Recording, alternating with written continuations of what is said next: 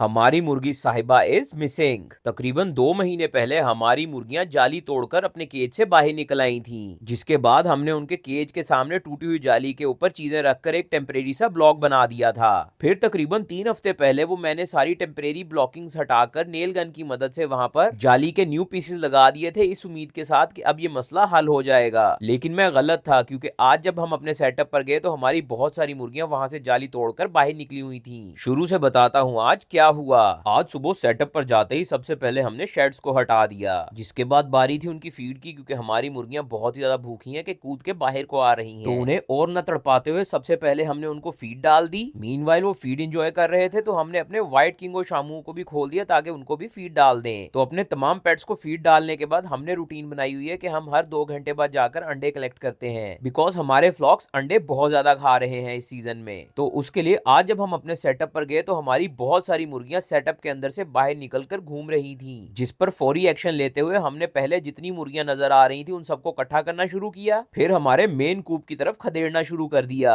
जिसके एंड में हमने तमाम मुर्गियों को वापस उनके शेड में बंद कर दिया। जिसके बाद टोकरियों की मदद से हमने जाली के सामने टेम्परेरी ब्लॉकिंग्स बना दी ताकि मुर्गियां बाहर ना निकल सके। फिर हमने कूप के अंदर जाकर अपनी मुर्गियों को पहचानने की कोशिश की कि मैं देख लूं कि कोई मुर्गी कम तो नहीं। एंड काफी देर मुलायजा फरमाने के बाद मैंने नोटिस किया कि हमारी मुर्गी साहिबा कूप में नहीं है, जो हमारी मुर्गी लाइबा की बहन है। लेकिन इस चीज को डिस्कवर करने में मुझे 2 दिन लग गए। अब मुझे नहीं पता कि हमें कभी साहिबा मिलेगी भी या नहीं। बहरहाल मिलने को आपको लॉन्ग व्लॉग्स मिलना शुरू हो चुके हुए हैं हमारे यूट्यूब चैनल पे, जिनका लिंक डिस्क्रिप्शन में है, सो जाकर वहां हाजिरी लगा दें।